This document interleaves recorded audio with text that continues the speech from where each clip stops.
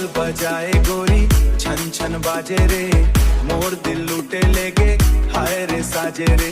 चलत चलत मुस्काए जादू चलाए रे, देख के तोला मोर मन बहक जाए रे। गोरी तोर चाल मा जादू है भारी, नजरिया मिला के कर दे बे बीमारी। लाली लाली गाय चमके जैसे चांद, देखत देखत हो गे मोला तोर प्यार के फान। पायल बजाए गोरी छन छन बाजे रे, मोर दिल लूटे लेगे हाय रे साजे रे। पायल बलूटे लेगे हाय रे साजे रे।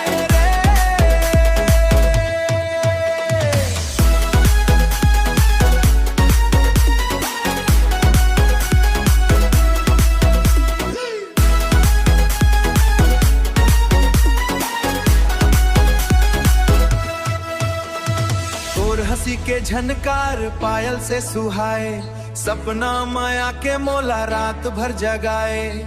तोर बिना अब लागे नहीं मोला चैन, तोर माया मा डूब गे मोर ये नैना नैन।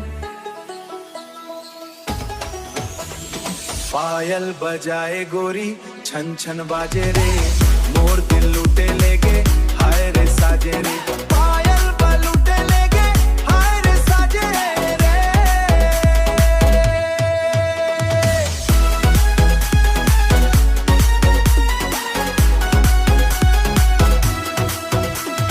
चुनरी उड़त उड़त हवा संग खेले, दिल के बातला आखियां कहेले। आजा संग जी है बर कर थो अरमान, गली गली में तोर चर्चा है आज जोड़ी बन ही कमान।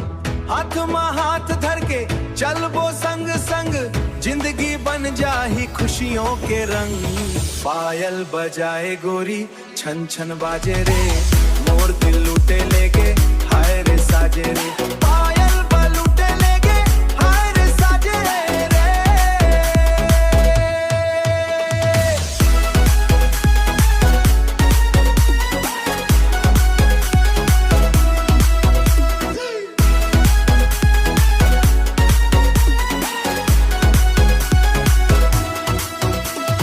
पायल बजाए गोरी छन छन बाजे रे, पायल बजाए गोरी छन छन बाजे रे।